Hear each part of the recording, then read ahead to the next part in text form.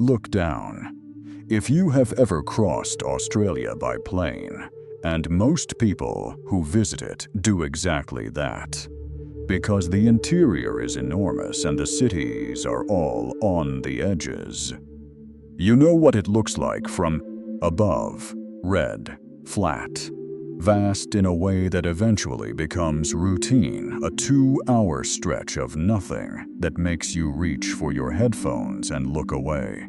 That is the oldest con on Earth. What appears below you is not nothing. What appears below you is a compressed archive of nearly everything that has ever happened on this planet. From the first stirring of life in warm ancient water, to the last footsteps of a civilization that was already old when the pyramids were still quarry dust.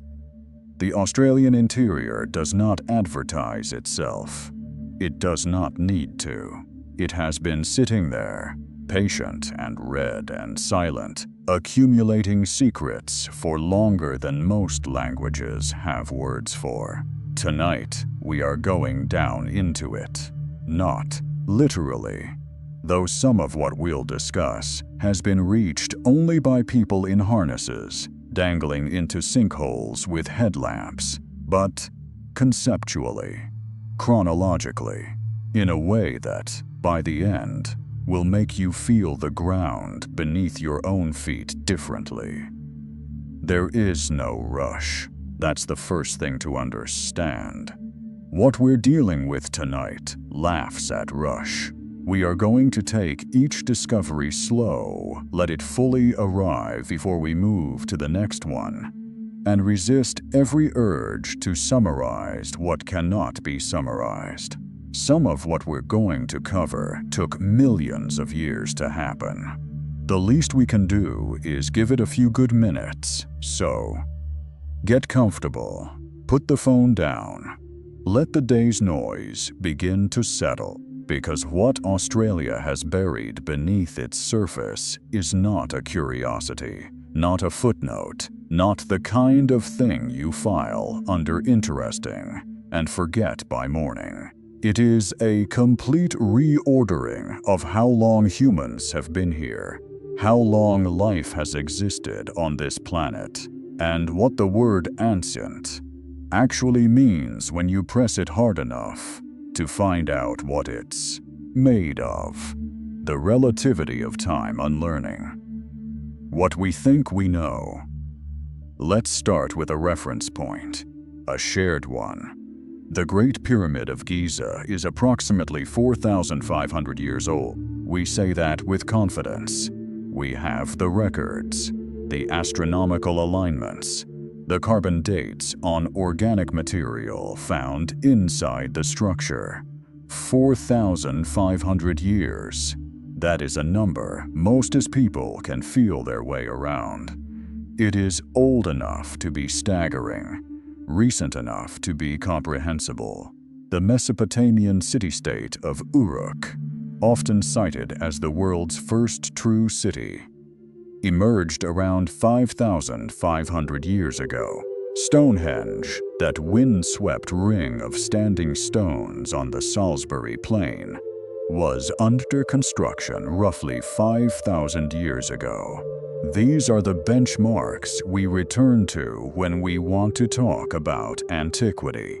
These are the places and structures that carry the full weight of the word ancient when it appears in a headline or a textbook. Australia makes all of them look recent. Not slightly recent, not just a few centuries ahead of the curve. Embarrassingly recent. Cosmically recent. The kind of recent that makes 4,500 years feel like last Thursday. And what is so disorienting about this, what takes a moment to fully register, is that the things buried in the Australian Outback are not simply older. Many of them are categorically different in kind. We are not comparing one civilization to another, one monument to another. We are comparing civilizations to microbial colonies that predate the existence of multicellular life. We are comparing stone tools to crystals that formed 136 million years after the planet itself, cooled enough to have a solid surface. The scale requires a kind of mental flexibility that our everyday categories of time simply do not provide. So let us build new ones together tonight. One discovery at a time, 20 of them in total. By the time we reach the last one, the word ancient will have been completely rebuilt inside you from the foundation up. Discovery 1. The Jack Hills Zircons, Earth's oldest solid memory in the Jack Hills of Western Australia. In a geological formation called the Yilgarn Craton, there is a creek bed, unremarkable by almost any measure. Reddish rock, sparse low scrub, the sound of wind moving across open country. Nothing about the landscape signals what lies inside it. The Yilgarn Craton is one of the oldest stable sections of Earth's continental crust anywhere on the planet. Most of Earth's crust has been destroyed and rebuilt repeatedly over geological time, subducted into the mantle, melted, reformed, reshuffled by plate tectonics, like a deck of cards that the planet never stops shuffling. The Yilgarn has survived this process, sitting where it is for billions of years, holding what it contains. What it contains in the sediments of the Jack Hills are zircon crystals, tiny ones, smaller than a grain of sand, invisible to the naked eye, readable only by a mass spectrometer capable of measuring the ratio of uranium isotopes to lead isotopes inside their atomic lattice.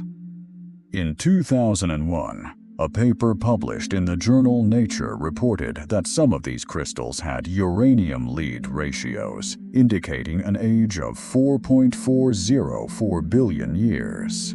Let's say that again, 4.4 billion years.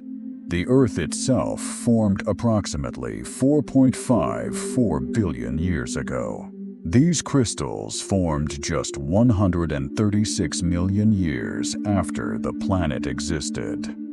The planet was new, nothing alive, nothing that would become alive for another billion years at minimum. And these crystals were already there, already forming in rock that no longer exists, preserving inside their atomic architecture information about a world we cannot observe any other way.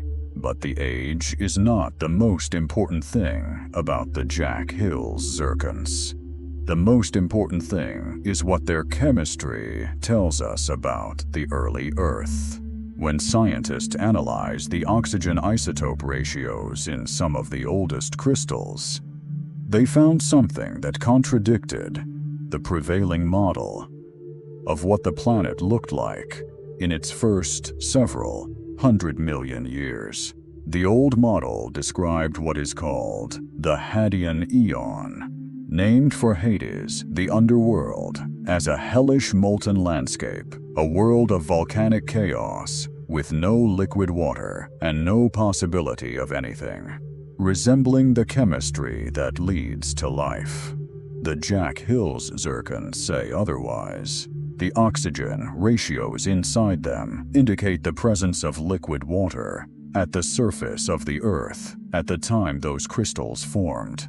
Not just water in a theoretical sense, liquid water. Oceans, perhaps, cool enough to be liquid. The Hadean was not what we thought. The conditions for the chemistry of life arrived far earlier than anyone had calculated. A grain of sand in a creek bed in Western Australia rewrote the story of the early Earth. It is still sitting in that rock. There may be others even older. The Yilgarn covers roughly 700,000 square kilometers, and only a fraction of it has been sampled with modern techniques. Whatever the Jack Hills have already told us, they are almost certainly not finished talking. Discovery 2. The Pilbara microfossils. The oldest evidence of life move forward by about 900 million years, and you reach the Pilbara region of Western Australia, the far northwest corner of the continent, a landscape of ancient banded iron rock formations and some of the most geologically stable terrain on the surface of the Earth. 3.5 billion years ago, the planet is 1 billion years old. Nothing that looks like an animal exists. Nothing that looks like a plant exists. But in the shallow, sunlit water of what would one day become the Pilbara, something was alive. Something so small and so structurally simple that recognizing it as life required decades of argument among some of the world's most careful scientists. In 1993, a paleobiologist named J.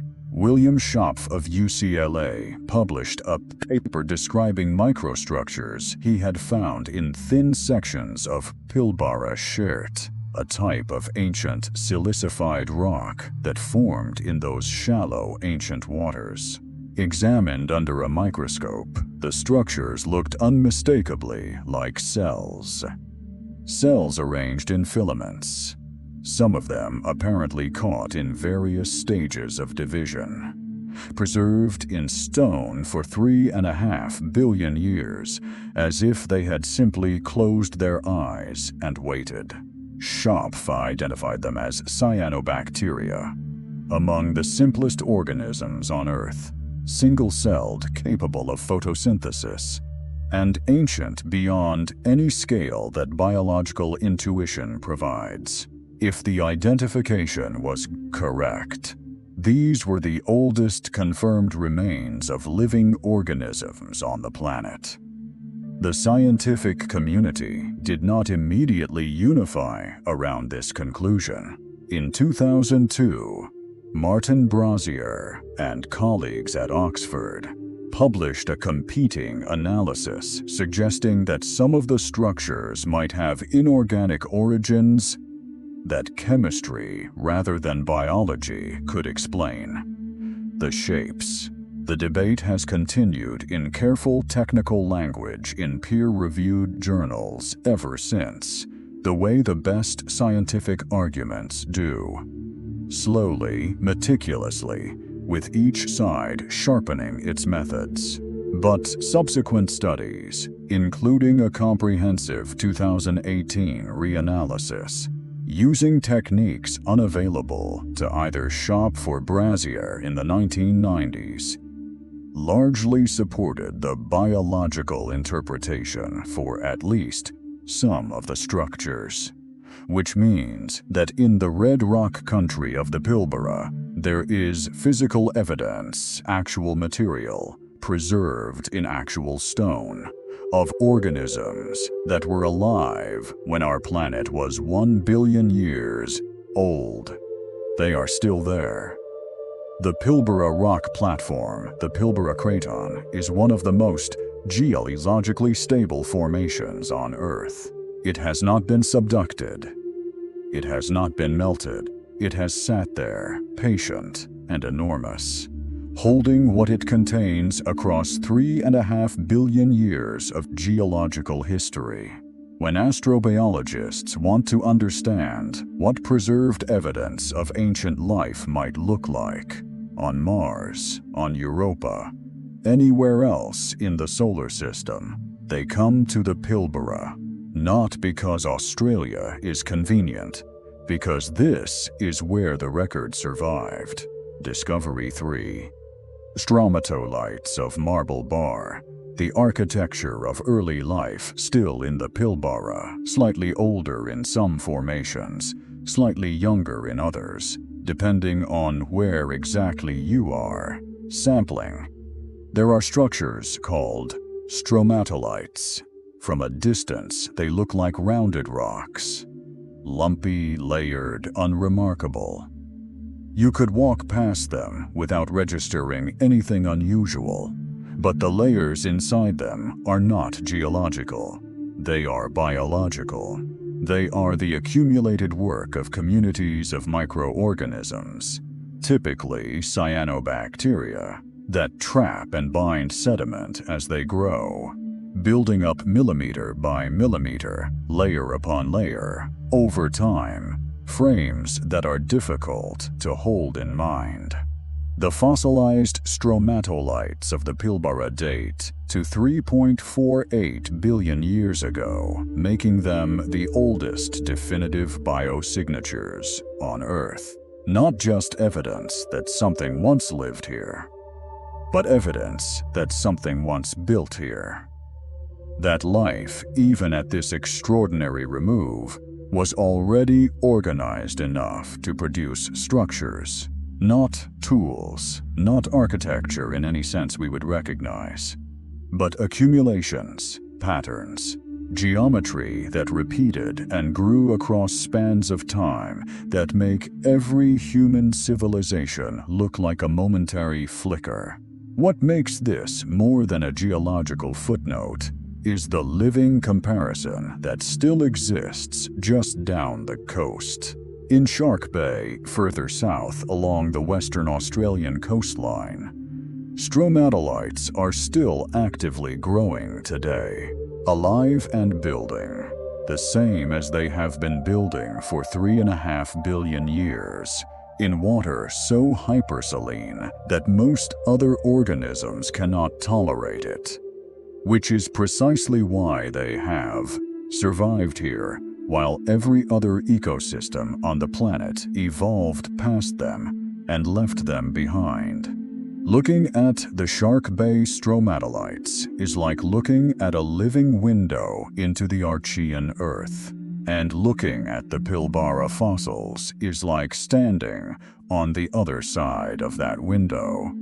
3.5 billion years earlier, watching the first living things do what living things have always done: grow, divide, build, persist. Discovery 4. The Ediacaran biota. The moment bodies were invented jump forward by nearly 3 billion years, a sentence that should feel violent in the mouth. 3 billion years compressed into a clause, and something extraordinary is happening in the shallow tropical seas that once covered what is now the Flinders Ranges of South Australia. It is approximately 600 million years ago. The Ediacaran period, which lasted from about 635 million years ago until 541 million years ago, is the period when complex multicellular life first appears in the fossil record. Not animals in the sense we would recognize, not creatures with heads and limbs and nervous systems and the impulse to avoid pain, but bodies, organized arrangements of cells that had shape, that had form, that in some dimly recognizable way you could begin to call a body. The best fossil record of this moment anywhere on Earth is in the Ediacara Hills of South Australia, the site that gave the entire geological period its name. Inscribed on the UNESCO World Heritage List in 2023, this site contains thousands of specimens preserved in ancient seafloor sediment that, through hundreds of millions of years of geological reshuffling, is now exposed at the surface of the South Australian ranges. A person with a geological hammer and enough patience can find them lying in the open air. They are called the Ediacaran biota, and they are deeply, wonderfully strange. Some look like ferns, flat, frond-like structures apparently anchored to the seafloor. reaching upward toward filtered light. Others have a three-part radial symmetry found in nothing alive today. And then there is Dickinsonia, a segmented oval form, sometimes coin-sized, sometimes as large as a bath towel, with a rib-like pattern radiating from a central axis. For decades, scientists argued about what Dickinsonia actually was: an animal, a fungus, something in a kingdom of its own that no longer exists. A 2018 study analyzing organic molecules preserved inside a Dickinsonia fossil answered the question. The molecules included cholesterol, a compound produced by animals. Dickinsonia was an animal of a kind that has no descendants in the modern world, that represents an evolutionary experiment that ran its course and ended, but an animal. The first confirmed animal in the fossil record of Earth, preserved in the red rock of South Australia. The conventional scientific view before geologist Reg Sprigg found these fossils while prospecting for minerals in 1946 held that complex life appeared suddenly at the beginning of the Cambrian period, 541 million years ago. What Sprigg found, and what the scientific establishment eventually reluctantly came to accept, was that complex multicellular life had already been present for tens of millions of years before the Cambrian began. Life had been getting complicated for a long time before anyone knew it. The Flinders Ranges today preserve the chapter in the history of life where single cells floating in ancient water became something more, something that had form, something that in some dimly recognizable way you could begin to call alive in the same sense that we mean the word. Discovery 5, Riverslay, 25 million years of evolutionary memory in the remote northwest of Queensland, accessible by unsealed road through cattle country, and then, eventually, not accessible by road at all. There is a limestone plateau called Riverslay. It does not look significant. Limestone, sparse scrub, heat. But inside the rock, preserved in calcium carbonate deposits that formed in ancient cave systems and lake beds, is one of the most remarkable fossil records on Earth. A continuous sequence of Australian vertebrate evolution, stretching back approximately 25 million years. 25 million years of animals, archived in the rock. When Riverslay was recognized as a UNESCO World Heritage Site in 1994, paired with Naraka Caves in South Australia as the Australian Fossil Mammal Sites, the citation acknowledged that it holds an essentially complete record of what Australian mammals were doing from the Oligocene epoch, when the continent was still wet and forested, and connected to the climatic legacy of Gondwana, all the way through the drying and warming that produced the landscape we recognize today. What were Australian mammals doing 25 million years ago? Things that strain the imagination. There were carnivorous kangaroos, not grazers with small arms and a gentle disposition, but predatory animals with shortened faces and powerful teeth designed for cutting and crushing. There were relatives of the Tasmanian tiger in multiple sizes and species, an entire carnivore guild that has since vanished almost entirely from the Australian mammal repertoire. There were platypus-like creatures significantly larger than the living platypus. There were freshwater crocodiles and enormous pythons and birds whose closest living relatives would look like pale imitations. And then there is Thingodonta. Thingodonta went unnamed for years because the researchers who found it literally could not agree on what it was. A tiny, apparently highly specialized mammal with teeth unlike anything in the fossil record. A body plan that did not obviously fit any known group, an evolutionary strategy that left no clear descendants and no obvious relatives.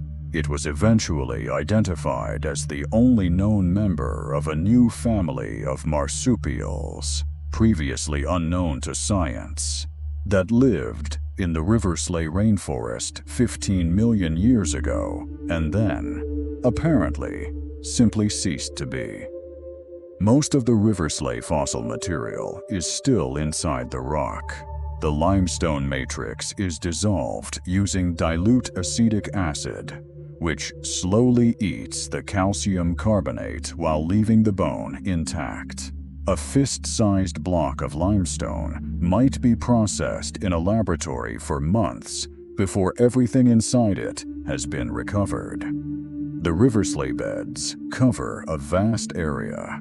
The paleontologists who work there operate with the clear-eyed understanding that they will not see the end of what this rock contains in their lifetimes, and neither will the scientists who come after them. 25 million years still being read 1 cubic centimeter at a time. Discovery 6. Stegofauna of the calcrete aquifers 30 million years in the dark beneath the Western Australian desert in calcium carbonate deposits called calcrete that form in the shallow subsurface of arid landscapes.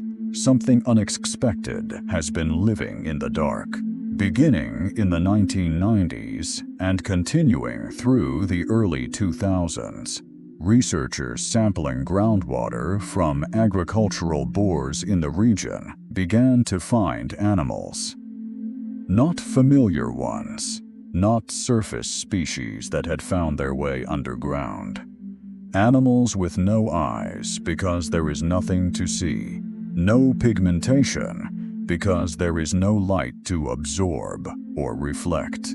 Bodies adapted for navigating tiny pore spaces in the rock, sensing chemical gradients rather than visual signals, living their entire lives in the water that moves, millimeter by millimeter, through the spaces between grains of stone.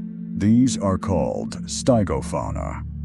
From the river Styx, the mythological underworld waterway, and in the Pilbara and Murchison regions of Western Australia, they have been found in extraordinary diversity. More than 800 species, many of them entirely new to science and found nowhere else on Earth. Crustaceans, worms, beetles, other invertebrates. Each calcrete aquifer system acts like a biological island, separated from neighboring systems by zones of dry, impermeable rock.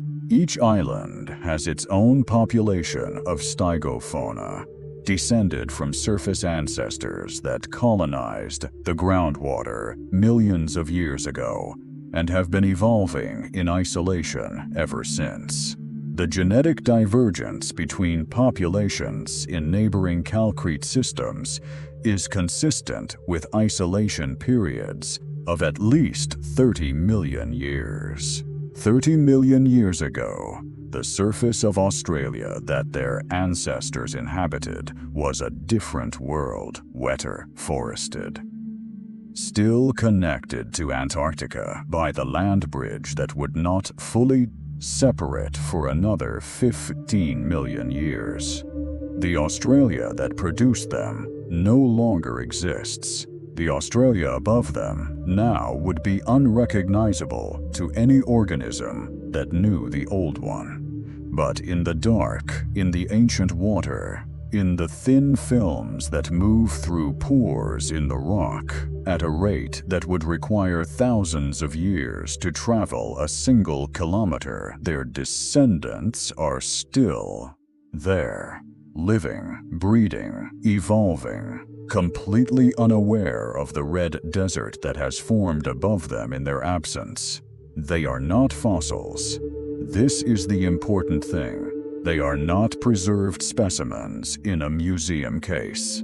They are alive, right now, in the groundwater beneath the Australian desert, continuing a lineage that has been continuous and unbroken since before our genus existed. Discovery 7. Majed-Bebe. The oldest confirmed human presence in Australia, in the Northern Territory, on Mirarr Country in the Kakadu region, there is a rock shelter called Majed-Bebe. It is not large by the standards of rock shelters.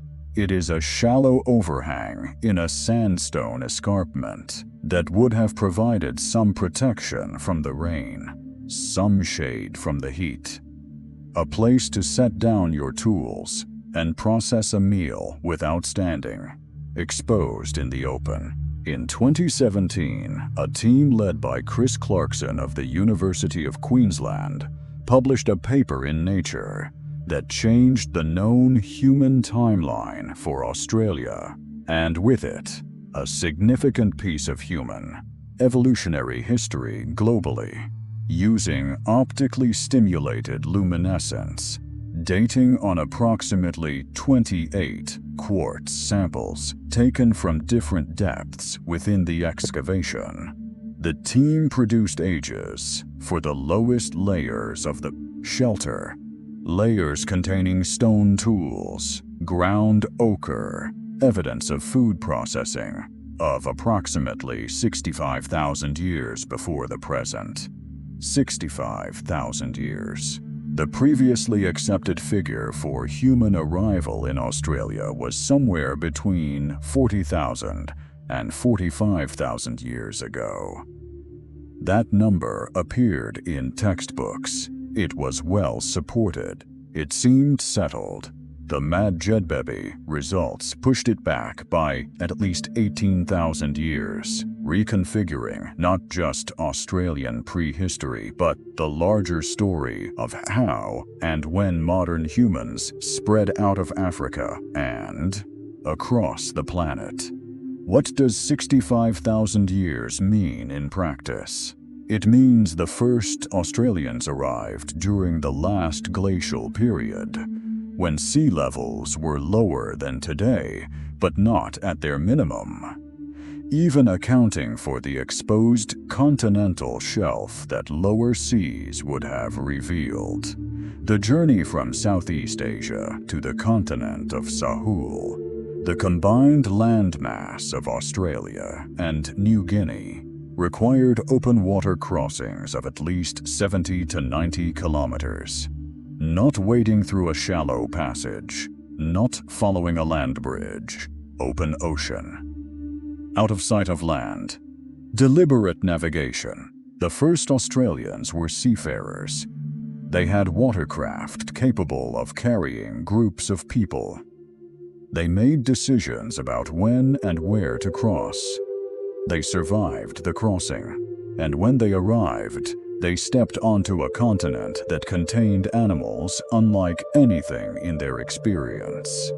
Giant kangaroos, wombats the size of hippopotamuses, a marsupial lion with blade-like, incisor teeth designed to cut through bone. The tools found in the lowest layers of Majed-Bebe include edge-ground axes, the oldest known examples anywhere in the world.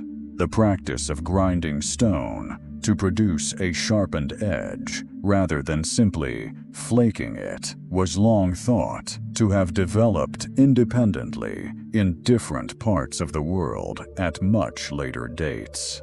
Majed-Bebe established that it was happening in the Northern Territory of Australia 65,000 years ago.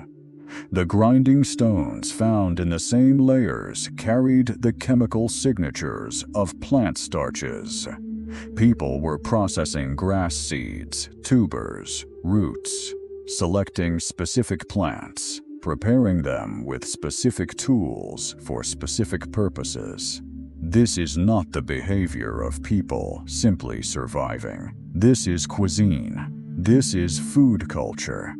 This is a relationship with the landscape refined over generations into something systematic and skilled. The Mirarr people, the traditional owners of this country, were partners in the 2017 excavation and co-authors of the resulting paper. Their oral traditions have always included the understanding that their ancestors have lived on this land since the beginning. Science is still working out what beginning means. The Mirarr have known for a long time. Discovery 8, Lake Mungo, the world's oldest ritual burial. The Willandra Lakes region of southwestern New South Wales is now dry. The lake beds are flat white expanses of salt and clay, the lunettes, crescent-shaped dunes that form on the downwind side of lake basins, rising gently at one edge. But for roughly 25,000 years before the climate shifted and the water receded, this was a living landscape. A lake 10 kilometers wide and nearly 20 kilometers long, surrounded by trees fed by rivers, home to giant wombats and diprotodons, regularly visited by people who came to fish and hunt and bury their dead. In 1969, physical anthropologist Alan Thorne was excavating at Lake Mungo when he found what would come to be known as Mungo Woman, or LM1, the remains of a young woman, cremated, the bones smashed and gathered and buried in a depression in the lunette. The burial was intentional. The practice was sophisticated. The behavior was, by every measure available to archaeologists, fully human in every sense of the word. She was dated to approximately 26,000 years ago, which was already remarkable, already more than 20,000 years older than the pyramids. Then in 1974, a station manager named Jim Bowler found another set of remains nearby. A man buried on his back, hands folded in his lap. His body had been dusted with red ochre, not a small amount, a deliberate, careful application of ochre that would have required either obtaining a local source or transporting it from elsewhere. Ochre does not occur naturally at Lake Mungo. Someone carried it there specifically to use in this burial ceremony. The man was dated to approximately 40,000 to 42,000 years before the present. The most reliable estimate from a comprehensive 2003 study published in the Journal of Human Evolution. This is the oldest known example of a formal burial involving ochre anywhere in the world outside of Africa. It predates the famous painted caves of Lascaux by roughly 15,000 years. It predates every human structure that has survived long enough to be called ancient by a margin. So large, it is difficult to hold comfortably in the mind. And the implications go well beyond the question of age. The red ochre burial indicates belief. It indicates a concept of death that is not purely biological, not just a body that has stopped working, but a person who is owed something. Ceremony, care, the effort of carrying a heavy mineral pigment across the landscape, specifically to honor the moment of departure. The people who buried Mungo Man 40,000 years ago understood death as something that required ritual. They had, in some recognizable form, a sense that what happened after death mattered, that the dead deserved to be sent somewhere with intention. This is not primitive. This is fully, unmistakably human. Discovery 9. The Willandra Footprints. A frozen ordinary moment in 2003. A ranger named Mary Papin Jr.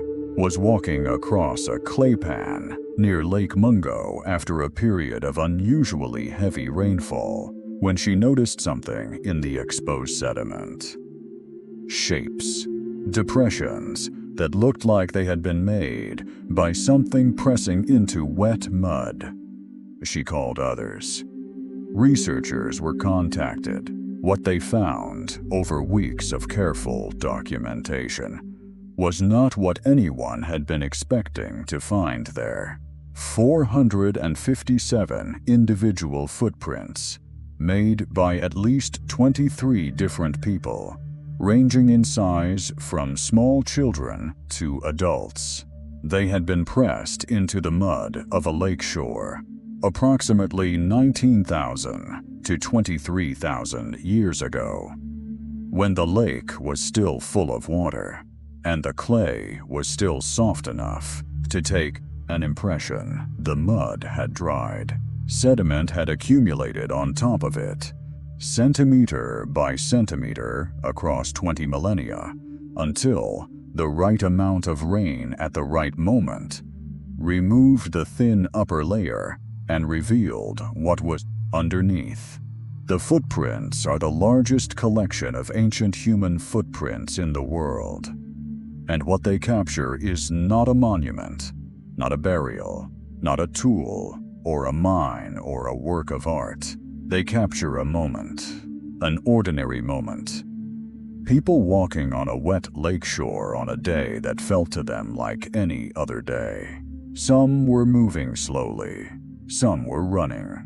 A group of them, based on the overlapping patterns of the tracks, appear to have been walking together in the same direction at roughly the same time. One set of prints shows a stride pattern consistent with a person who had only one functional leg, moving at a pace that would have required a crutch or a pole, and moving at that pace without slowing, without apparent difficulty. This person was mobile and capable and functioning as a member of their community. Another set of prints shows a stride length significantly longer than would be expected from the footprint size, suggesting someone running at a speed that would challenge elite modern athletes. Not a sprint, a sustained run across wet mud at a speed that pushes the boundaries of human biomechanical possibility. The prints have since been reburied by wind-blown sediment. They are there now, under the clay, exactly as they were when they were first documented. The documentation team worked quickly, photographing and measuring and casting what they could before the conditions changed. The full clay pan has not been exposed. There may be more. The rain will decide when the next revelation happens. In the meantime, under the dry lake bed of a lake that has not held water for 15,000 years, 23 people are still walking toward the water's edge on a day that felt to them like any other day 23,000 years ago. Discovery 10. Buartu Ochre Mine, the world's oldest industrial operation. In the Flinders Ranges of South Australia, there is a site called Buartu. It does not look like a mine. It looks like a red hillside, in a landscape full of red hillsides. The kind of terrain that the Flinders Ranges produce in abundance, carved by erosion over hundreds of millions of years into dramatic gorges and ridges and open valleys. But at Buartu, the red color of the raw rock is not incidental. It is the reason people have been coming here for at least 35,000 years. The site contains a rich deposit of ochre, iron-rich clay in shades of yellow, orange, red, and deep burgundy, of a quality and quantity that made it one of the most sought-after materials in Australia for as far back as the archaeological record goes. Ochre was not decorative convenience. It was essential technology, used for body painting, for rock art, for burial ceremonies, for the preservation of food, for the treatment of animal skins and wooden implements. It was a material of profound practical and spiritual importance across the entire continent, traded along networks that stretched for hundreds of kilometers in every direction. And because the best ochre deposits were localized, not everywhere, not on every hillside, but concentrated in specific geological formations, accessing them required intent, organization, and labor. At Bookart 2, the evidence shows that rock was systematically broken and excavated to reach the ochre-bearing layers beneath the surface. The debris from this extraction process accumulated in deposits meters deep over tens of thousands of years. This is not a place where ochre was occasionally picked up from the ground. This is a mine, a sustained industrial operation, extracting a specific material of high economic and cultural value from the subsurface, conducted continuously for 35,000 years. The ochre from Bukartu has a distinctive geochemical fingerprint, a specific ratio of trace elements that allows researchers using X-ray fluorescence analysis to identify it even after the ochre has been processed, used, and redeposited at distant locations. Following this fingerprint across the archaeological record traces a trade network spanning hundreds of kilometers, a route along which Bukartu ochre traveled from the Flinders Ranges outward to communities who valued it enough to offer something in return. 35,000 years of mining, 35,000 years of trade, 35,000 years of understanding that a specific material had sufficient value to justify organized extraction from the earth. The world's oldest confirmed mine, still visible in the red rock of South Australia, predating every other documented mining operation on Earth by 30,000 years. Discovery 11. Budge Bim. The world's oldest aquaculture system here is something worth sitting with for a moment. The earliest agricultural settlements in the Fertile Crescent, where wheat and barley were first domesticated, date to around 10,000 years ago. The development of formal irrigation systems in Mesopotamia, the canals and channels that allowed the first cities to feed themselves, is generally placed at around 6,000 years ago. Stonehenge was under construction at roughly the same time. In the wetlands of southwestern Victoria, 6,600 years ago, a functioning engineered aquaculture system was already operational. The Budge Bim cultural landscape, inscribed on the UNESCO World Heritage List in 2019. The first Australian site listed exclusively for its indigenous cultural values rather than for its natural features, is the work of the Gunditjmara people, who have lived in this part of Victoria for at least 30,000 years. What they built here beginning at least 6,600 years ago and continuously maintained and expanded for millennia afterward, is extraordinary by any measure. The Gunditjmara observed that eels migrated through the rivers and wetlands of their country in predictable seasonal patterns. Rather than simply harvesting eels opportunistically, they built infrastructure. Stone channels quarried from the nearby volcanic basalt fields and laid with care across the landscape, diverting water from Darlot Creek into a series of ponds and holding areas. Weirs that controlled the flow of water between sections of the system. Traps. Hinged gates of woven reeds set into the stone channels that caught eels moving from one water body to another, allowing selective harvest without damaging the breeding population. This is not hunting. This is not gathering. This is aquaculture. A managed, engineered food production system based on a detailed, multi-generational understanding of eel biology, migration patterns, and population dynamics. Sustainable yield practiced 6,000 years before the term was invented.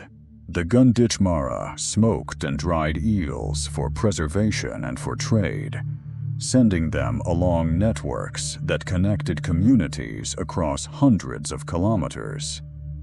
Eel became currency, a commodity of sufficient value to sustain long-distance economic exchange across the continent.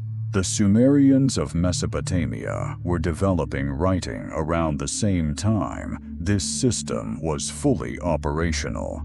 The ancient Egyptians would not build the step pyramid for another 2,000 years.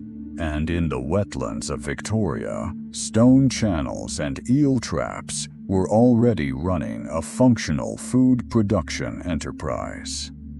The stone infrastructure is largely still there. Ground-penetrating radar surveys have mapped hundreds of meters of channels that have not been excavated. The full extent of the system, which may cover thousands of hectares, is not yet known. It is still being found. 6,600 years later.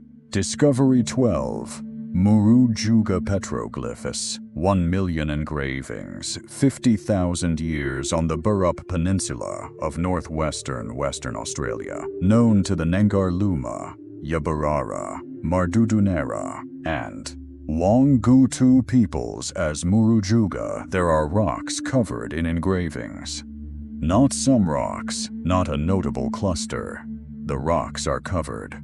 An estimated 1 million individual engravings distributed across tens of thousands of rocks on the peninsula and the nearby islands, representing the largest and densest concentration of rock art anywhere on Earth. The oldest of these petroglyphs, carved into rock surfaces by striking stone against stone to remove the outer layer and expose the lighter rock beneath, are estimated to be between 40,000 and 50,000 years old. Some researchers argue for greater antiquity. Direct dating of the engravings themselves is technically challenging. What can be measured is geological context, the weathering of the rock varnish that has formed over the engravings over time, and, crucially, what the engravings depict, because some of them depict animals that no longer exist. There is a large bird that researchers have identified as consistent with the description of Genuornis, a giant flightless bird that went extinct in Australia approximately 50,000 years ago. There are thylacines, Tasmanian tigers, which disappeared from the mainland roughly 2,000 years ago. but whose presence in the Murujuga art appears to cease around the time they vanished from the surrounding landscape, as if the artists were documenting the living world around them and simply stopped including something they no longer saw. There are shapes that some researchers interpret as consistent with Diprotodon optatum, the largest marsupial that ever lived, a wombat-like creature the size of a rhinoceros that went extinct roughly 46,000 years ago. If the engravings of these extinct animals were made while those animals were alive, then some of the Murujuga art is indeed 40,000 to 50,000 years old, making it among the oldest rock art on Earth and the oldest continuous artistic tradition of any kind anywhere on the planet. The word continuous matters enormously here. This is not a place where people made art long ago and stopped. The tradition of engraving at Murujuga has continued, apparently without interruption, from the earliest engravings to the present day. The same sites, the same rocks, the same peninsula, across tens of thousands of years of human artistic practice. New images added to surfaces that already carried old ones. A layered, living record of everyone who stood on this peninsula and felt the impulse to mark the rock. There are fish and kangaroos and emus and human figures in ceremonial postures. There are abstract patterns and geometric forms. There are faces, stylized and otherwise, that look out from the rock surface with a directness that is almost uncomfortable across however many thousands of years separate them from the present moment. The problem is that Murujuga is also an industrial zone. The Burrup Peninsula hosts one of Australia's largest petrochemical and liquefied natural gas processing facilities. Nitrogen oxide emissions from industrial operations have been identified by researchers as potentially damaging to the chemical stability of the rock surfaces on which the petroglyphs were made. In 2023, Murujuga was added to the UNESCO World Heritage List. Whether that recognition translates into adequate protection for the engraved rock surfaces is an active and unresolved question. 1 million engravings, 50,000 years, still being made, still at risk. Discovery 13. The Great Artesian Basin, Dinosaur-era rain, still underground, beneath a significant portion of the Australian continent. Beneath Queensland, New South Wales, South Australia, and the Northern Territory, covering an area of approximately 1.7 million square kilometers. There is water. Not a lake, not a river system. A vast pressurized body of water contained within layers of sandstone and other permeable rock that form what geologists call a sedimentary basin. The Great Artesian Basin is the largest artesian basin in the world, the largest freshwater reservoir on the continent, and one of the most temporally extraordinary water systems on Earth. The water within it is not recent. The deepest, oldest portions of this system contain water that fell as rain during the Cretaceous period, the age of dinosaurs. Water that entered the ground somewhere in the elevative recharge zones of Queensland while Tyrannosaurus was alive. Water that has been moving extremely slowly through the porous sandstone ever since. Water that, when it eventually reaches a bore drilled in the interior of South Australia, will have been underground for somewhere between 100,000 and 2 million years. Cattle station owners who drilled into the Great Artesian Basin beginning in the 1870s were astonished to find water gushing from the ground without pumping. Artesian pressure, the weight of water accumulated across a continent, was forcing it upward. Within decades, more than 1,500 bores had been drilled across the interior, transforming the economics of the dry center of Australia and enabling pastoral settlement in places that would otherwise have been uninhabitable. The exploitation that followed has been costly. The natural pressure built over millions of years has been significantly reduced. Many of the mound springs, the natural surface expressions of the artesian system, permanent water sources in a landscape of extreme aridity, have stopped flowing entirely. These were not just hydrological features. They were ecosystems, critical concentrations of water in an otherwise waterless landscape, supporting unique communities of plants and animals found nowhere else. They were also way stations on long-distance travel routes for Aboriginal peoples of the interior for tens of thousands of years. Places of ceremony, points on the map that only made sense if you understood the landscape intimately across seasonal and generational time. Beneath the dry red surface, the ancient rain continues its journey, moving at perhaps a meter per year in some sections of the system, carrying within its chemistry the record of the climate and atmosphere of a world that existed before any human being had ever thought about standing upright. Discovery 14, the Simpson Desert Dunes, 100,000 years of wind. The Simpson Desert, approximately 176,000 square kilometers of central Australia, spanning Queensland, South Australia, and the Northern Territory, contains roughly 1,100 individual longitudinal dunes running roughly parallel to each other across the landscape. They are red, vivid, saturated red, the color of heated iron, the color that makes the Australian interior look from above like a painting rather than a landscape.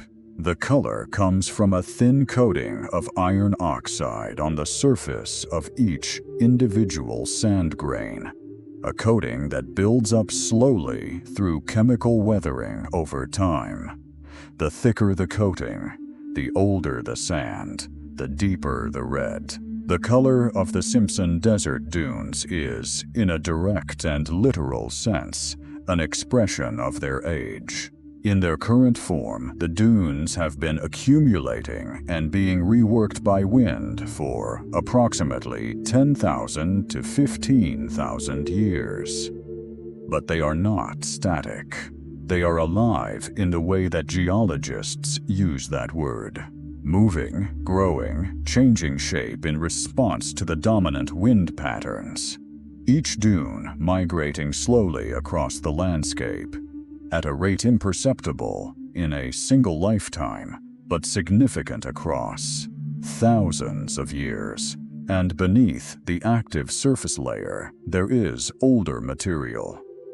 Sediment deposited under different wind regimes in different climatic conditions. In some cases, during periods when the Simpson was significantly wetter, when vegetation stabilized the dune surfaces, and the winds that built them blew from different directions. These buried layers, when dated and analyzed, constitute a climate archive stretching back 100,000 years. 3 glacial cycles encoded in the chemistry and grain size and mineral content of the sand itself, Aboriginal peoples crossed and inhabited the Simpson Desert for tens of thousands of years, navigating routes between water sources during periods when the climate was more favorable than it is today. The knowledge systems that made this possible, which dune troughs hold water after rain, which plant roots can be tapped for moisture, which insects signal the presence of underground water, how to read the wind for weather days in advance, are the product of tens of thousands of years of people learning how to live in one of the most demanding environments on Earth. The dunes are still moving, the wind is still building, and grain by grain, the red sand continues to write its 100,000-year account of what the climate of Central Australia has done. Discovery 15. The Nullarbor Cave Networks. 20,000-year-old water, still waiting. The Nullarbor Plain stretches approximately 1,100 kilometers across the southern edge of the continent, from South Australia into Western Australia. Its name comes from the Latin nullus arbor, no trees, which is accurate enough as descriptions go.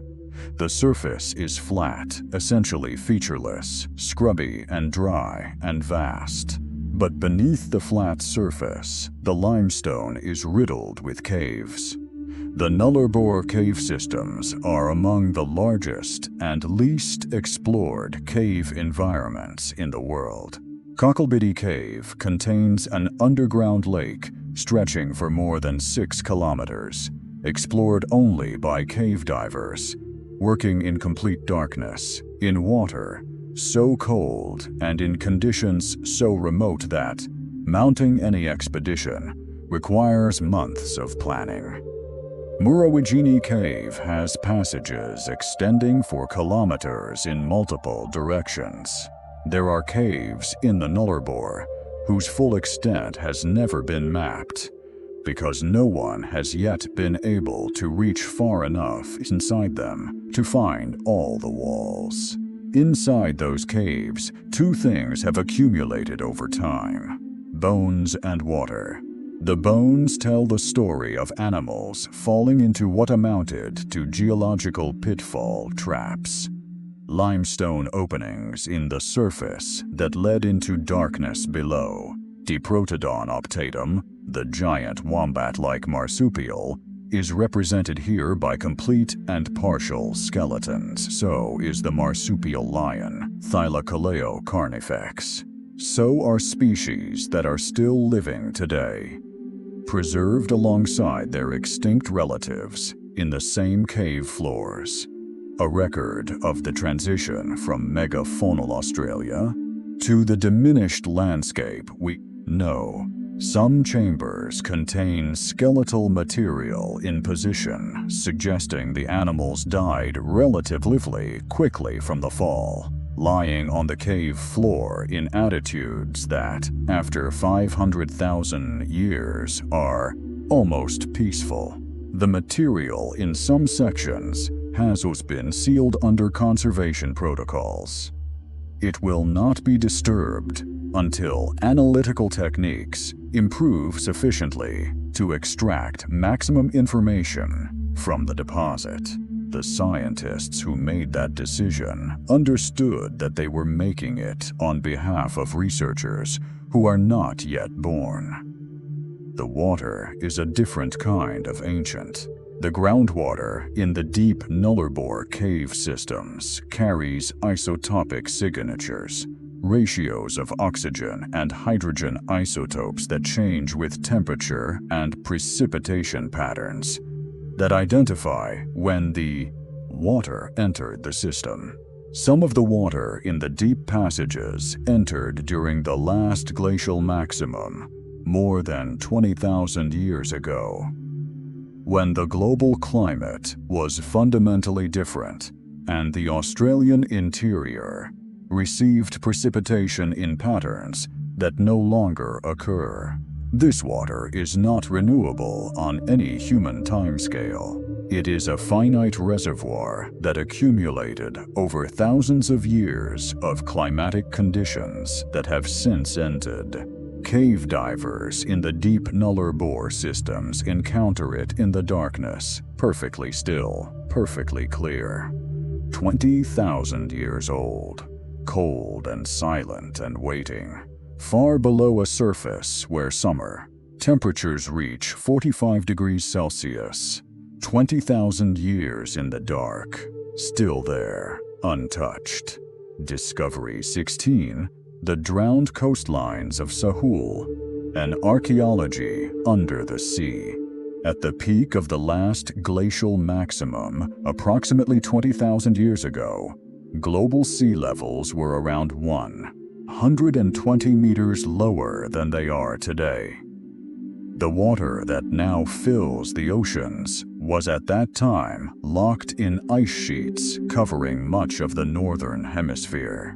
For Australia, and for the larger landmass of Sahul, which included New Guinea as a northern peninsula, this meant something radical. The continental shelf, which extends for considerable distances around much of the Australian coastline, was dry land. The northern coast of Australia was not where it is now. It was somewhere between 200 and 300 kilometers further north, where the shelf drops away into deep water. The Gulf of Carpentaria was not a gulf. It was a lake, a large inland body of fresh water, sometimes called Lake Carpentaria, roughly the size of the modern Black Sea, surrounded by higher land on all sides and separated from the ocean by elevated terrain. All of this coastline, all of this landscape, the beaches and river mouths and campsites and rock shelters, and the ordinary debris of 65,000 years of human habitation is now underwater, under the Timor Sea, the Arafura Sea, the Coral Sea, at depths ranging from a few meters at the edges to 120 meters, where the old shore dropped away into open ocean. This is not theoretical. Maritime archaeologists working in Australian waters over the past several decades have found stone tools on the seafloor in shallow water off the coast of Western Australia and the Northern Territory. Ancient river channels are visible in sonar surveys of the continental shelf. Rivers that once ran across dry land toward a coastline that is now far offshore. The drowned geography of ancient Sahul can be mapped from above using bathymetric data, even though it has not been walked on by a human being in 10,000 years. The people who lived on those drowned coastlines, whose campsites and middens and footprints lie under marine sediment, in water too deep and too cold and too remote for conventional archaeology, represent the majority of 65,000 years of Australian human history. The sites that have been found and excavated on the current dry land are the fraction that happened to be far enough inland to survive the sea's advance.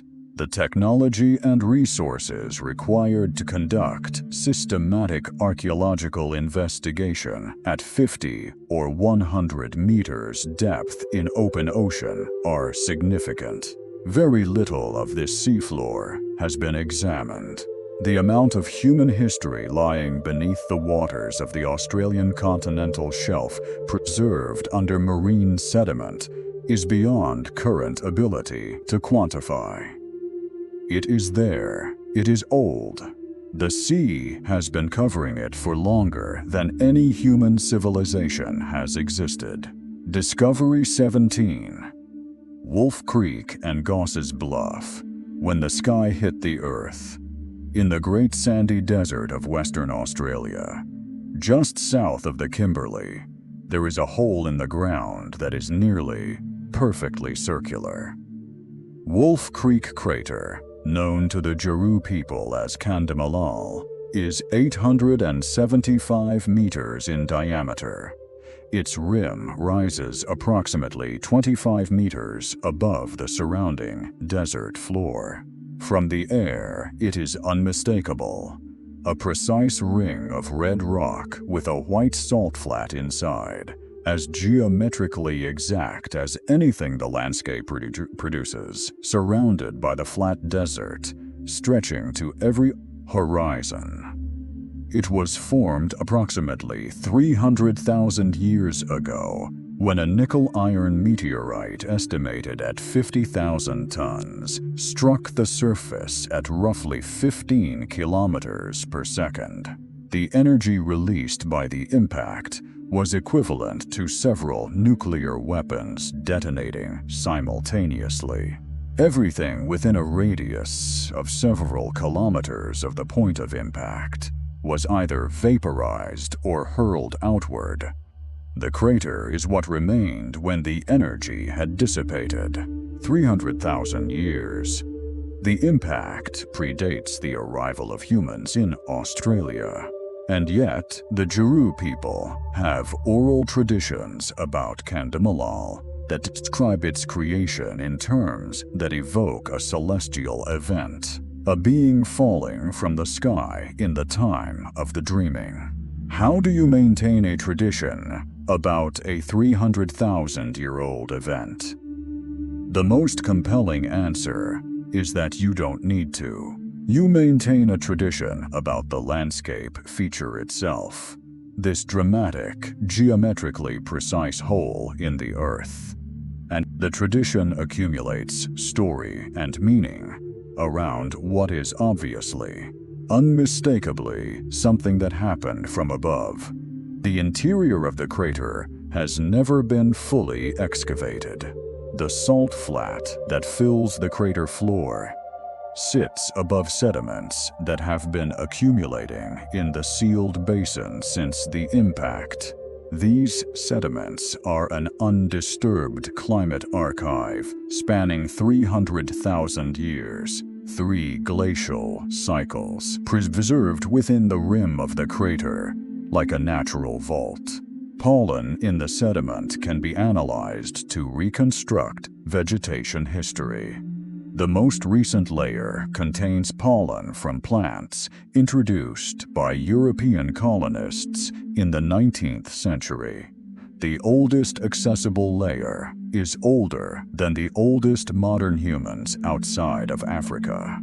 175 kilometers west of Alice Springs, Goss's Bluff, known to the Aranda people as Tnorala, marks a larger and far older impact.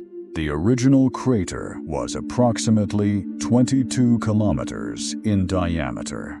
What remains at the surface is a central ring of hills about 5 kilometers across, the remnant of the geological rebound that forms when a massive impact compresses and then releases the rock beneath the point of contact.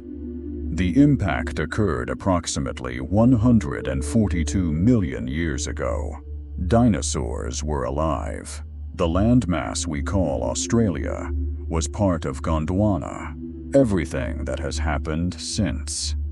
Breakup of the supercontinent, the isolation of Australia, the evolution of marsupials, the arrival of the first humans, the entirety of recorded history happened after this crater was already ancient.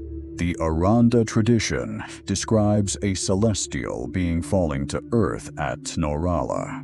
Different people, different tradition, different crater, same essential understanding. This is where the sky came down. Discovery 18. The songlines. Knowledge older than agriculture. Here is the most difficult thing on this list to convey, not because it is the most ancient. It is not by the measures we have been using. Not because it is the most scientifically controversial. It is not that either. But because it requires dismantling a set of assumptions about what counts as evidence, what counts as knowledge, and what the word preserved actually means. The Aboriginal Australian peoples navigated a continent of approximately 7.7 million square kilometers. They did so on foot, across environments ranging from tropical rainforest to alpine plateau to hyperarid desert. They maintained trade networks that spanned thousands of kilometers. They found water in landscapes where rainfall was measured in millimeters per year. They communicated across language groups, coordinated ceremonies, tracked the movements of astronomical bodies across the sky. They did all of this for at least 65,000 years, without maps, without writing, without any of the external storage systems that modern civilization uses to preserve and transmit information across generations. They did it with songs. The songlines, also called dreaming tracks or singing tracks, are a system of routes across the Australian continent encoded in ceremonial songs, dances, and narrative traditions. Each song describes a stretch of country, its landmarks, its water sources, its seasonal patterns, its spiritual significance, its relationship to the ancestral beings who shaped the landscape in the time of creation. By learning and performing the songs in the correct sequence, a person learns the route. The sequence of verses corresponds to the sequence of features on the ground. The rhythm and melody encode the information in long-term memory with a fidelity that pure factual recitation could never achieve. A cognitive scientist might describe the songline system as a spatial memory encoding protocol, leveraging musical structure for maximum retention and transmission. The Aboriginal description is different, but the function is the same. It works. It has worked for 65,000 years without a single technological update. In 2020, a paper published in the journal Australian Geographer analyzed Aboriginal oral traditions from coastal communities around Australia and found that multiple traditions appeared to describe coastlines as they existed before the end of the last glacial period, before sea levels rose more than 100 meters globally, between 7,000 and 10,000 years ago. Specific bays, headlands, and islands described in the traditions correspond to features that now exist only as submerged shapes on the continental shelf, features that have been underwater for millennia. If this analysis is correct, and the methodology has been scrutinized carefully, then elements of the Aboriginal oral tradition preserve accurate geographical information that is more than 7,000 years old. This would make the songline tradition the oldest known continuously maintained geographical knowledge system anywhere on Earth by a considerable margin. The paths are still there, running through the same country they have run through for longer than any other human tradition anywhere on the planet, invisible to anyone who does not know the songs that describe them. Discovery 19. The Aboriginal Genome. 50,000 years of genetic isolation. In 2011, a genetic study published in Science analyzed ancient DNA extracted from a lock of hair held in a South Australian museum, collected in the early 20th century from an Aboriginal man from the Goldfields region of Western Australia. The analysis produced results that reshaped the understanding of human migration out of Africa. The genome of the man whose hair was analyzed indicated that the ancestors of Aboriginal Australians had diverged from the rest of the modern human population approximately 70,000 years ago. Among the earliest divergences yet identified in the global human family tree, a 2016 study in Nature analyzing ancient DNA from multiple Aboriginal Australian individuals confirmed this deep antiquity and added an important detail. The Aboriginal Australian population has been genetically isolated from other human populations for approximately 50,000 to 55,000 years. What this means is significant. While the populations that would eventually become Europeans, East Asians, South Asians, and the first Americans were continuously mixing, migrating, and absorbing new genetic lineages from one another across thousands of years, the Aboriginal Australian population remained in Australia, not isolated by choice exactly, but by geography, a continent surrounded by open ocean during a period when that ocean was a formidable barrier. The result of this isolation is a human population that carries genetic variants found nowhere else in the species. Specific immune system configurations, specific neurological gene variants, adaptations that evolved over 50,000 years in response to the specific pathogens, specific diet, specific climate, stresses of the Australian environment. In some cases, these variants are providing researchers with insights into human biology that would not be accessible through the study of any other population. And then there is the Denisovan signal.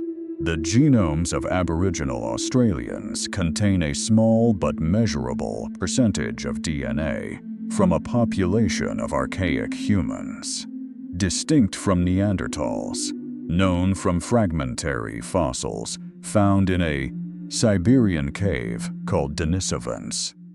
The presence of this DNA indicates that at some point during the ancestral population's journey out of Africa and across Southeast Asia toward Australia, there was interbreeding with Denisovans, an encounter between two groups of hominins somewhere in Southeast Asia at least 50,000 years ago. A brief genetic exchange that left its mark on one lineage and not the other. That encounter is still present in the genomes of Aboriginal Australians today. Preserved not in rock, not in sediment, but in living tissue, walking around. Still there. Discovery 20. The Great Victoria Desert.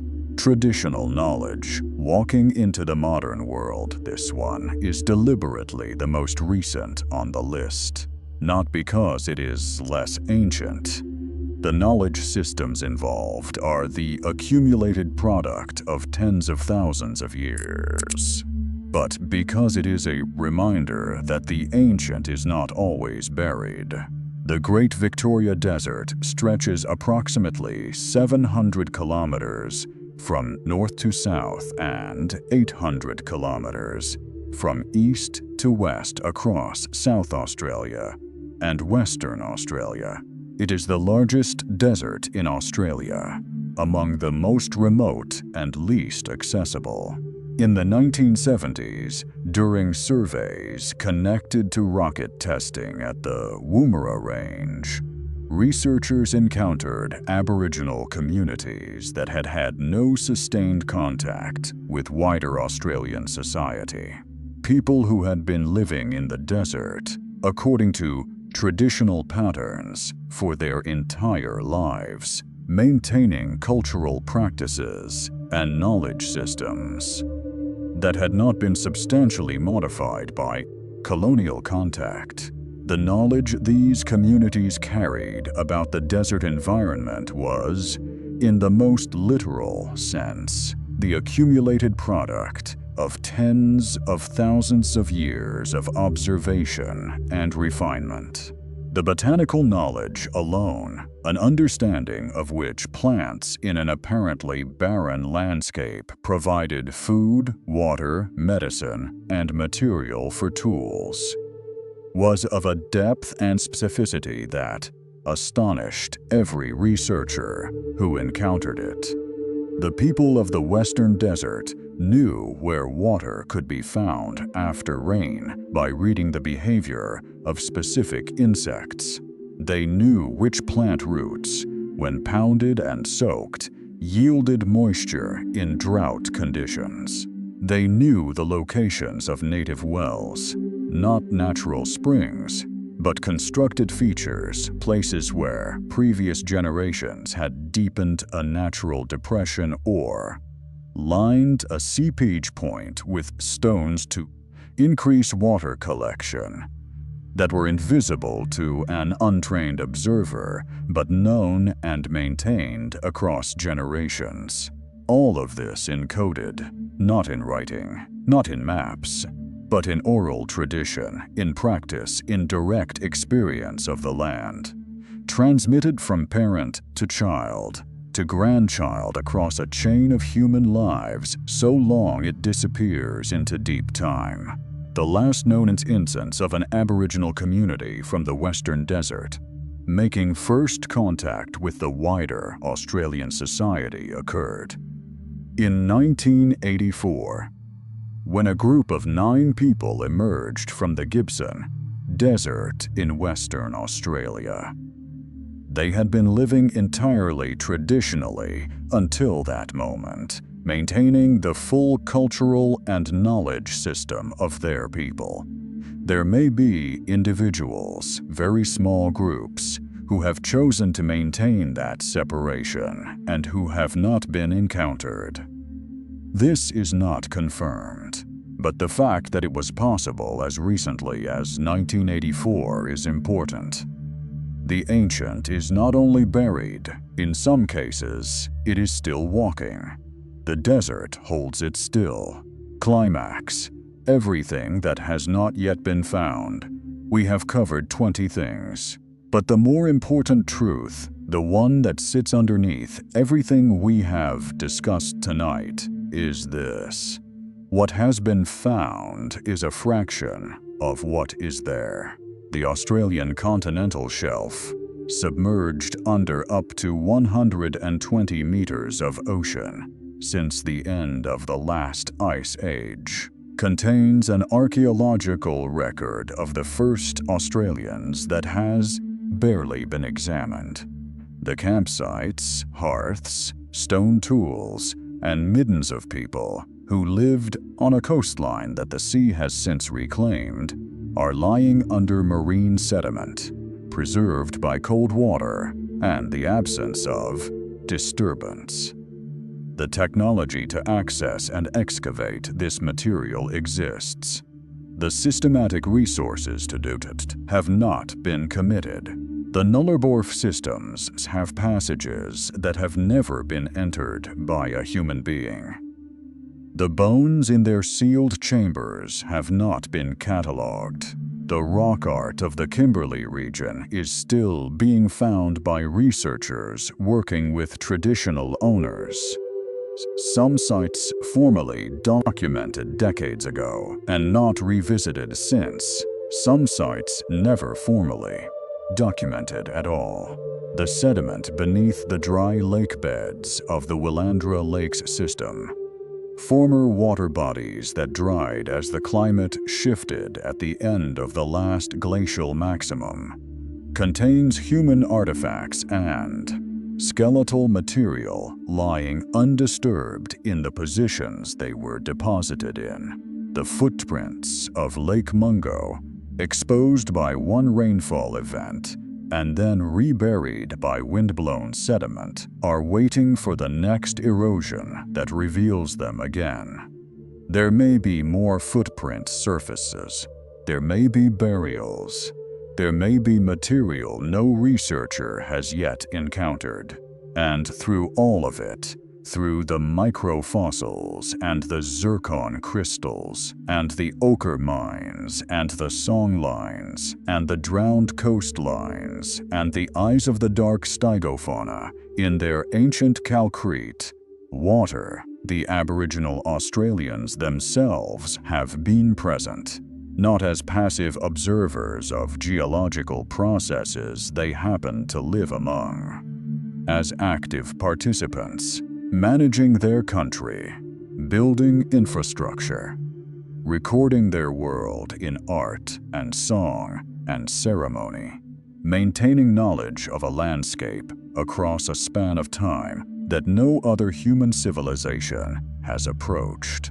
The knowledge held in oral traditions maintained and transmitted across 65,000 years without interruption represents a form of evidence about the ancient past that archaeology and geology are only beginning to learn how to use. The stories that encode geographical information about coastlines that existed before the sea rose. The ceremonial traditions that record the presence of animals extinct for 40,000 years. The ecological knowledge of how the land works, what it produces, how it behaves across decades and centuries and millennia of climate variation. This knowledge is also buried, not in rock, not in sediment, but in memory and practice, which are more fragile than stone in some ways and more durable in others. Resolution. The ground beneath your feet. There is one image worth carrying with you out of tonight. In the Jack Hills of Western Australia, there is a creek bed, unremarkable from any distance. Reddish rock, sparse low vegetation, the wind moving across open country the way it has always moved. And in the rock of that creek bed, there are zircon crystals smaller than a grain of sand, readable only by instruments capable of measuring the ratio of isotopes in an atomic lattice. Formed 4.4 billion years ago when the Earth was 136 million years old and no living thing had yet drawn breath. Those crystals have been there through every ice age the planet has undergone. Every mass extinction, every continental collision and separation, every rise and fall of sea level, every million years of wind and rain and the patient work of geological time. They formed before the first continent was assembled. They survived the impacts that reshaped the early solar system. They waited in the rock through the entire history of life on Earth.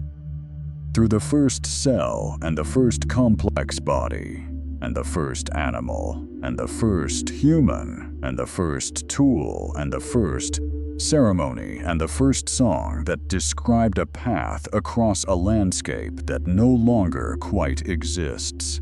And now they sit in a creek bed in the Western Australian desert, holding in their atomic structure evidence that liquid water existed on this planet when it was barely more than a newborn. Evidence that the conditions for life arrived early, that this planet has been hospitable for longer than we previously imagined, that the window of opportunity for everything that has followed has been open for nearly the entire history of the Earth.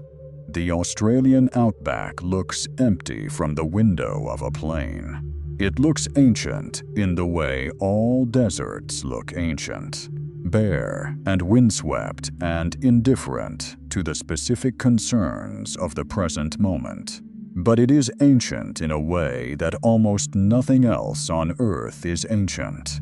Ancient in its geological structure, ancient in its fossil record, ancient in its living traditions, ancient in the accumulated knowledge of people who have been paying careful attention to it for 65,000 years. We have barely started to understand what is down there, which means the next discovery is still waiting. In the sediment, in the rock, in the memory of the oldest continuous culture on Earth, in the calcrete water where blind creatures have been evolving for 30 million years. In the Nullarbor dark where 20,000-year-old water waits for someone to reach it. In the songlines that run through country no map has ever fully described. The desert is patient. It has been waiting for the right questions for a very long time. Look at the ground beneath your feet a little differently tomorrow. Whatever you are standing on has a history. Most of it has not been told yet.